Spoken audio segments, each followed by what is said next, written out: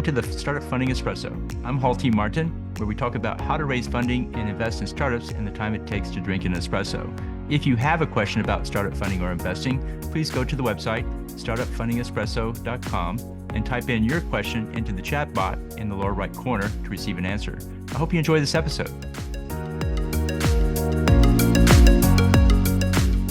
Hello, this is Hall T. Martin with the Startup Funding Espresso, your daily shot at startup funding and investing.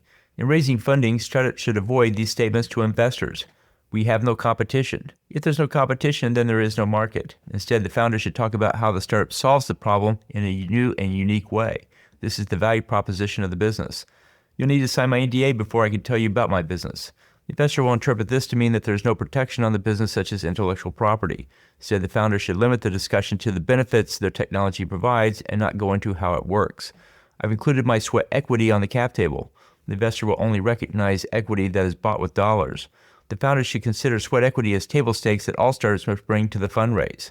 We only need 1% of this billion-dollar market to be successful. While this statement may sound compelling, the investor interprets this statement as lacking a go-to-market strategy.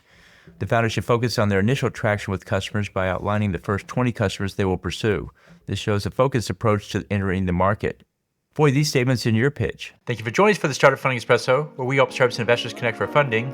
Let's go start listening to today. Hall T. Martin is the director of Investor Connect, which is a 501c3 nonprofit dedicated to the education of investors for early-stage funding.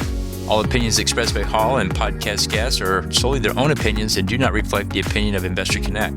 This podcast is for informational purposes only and should not be relied upon as a basis for investment decisions.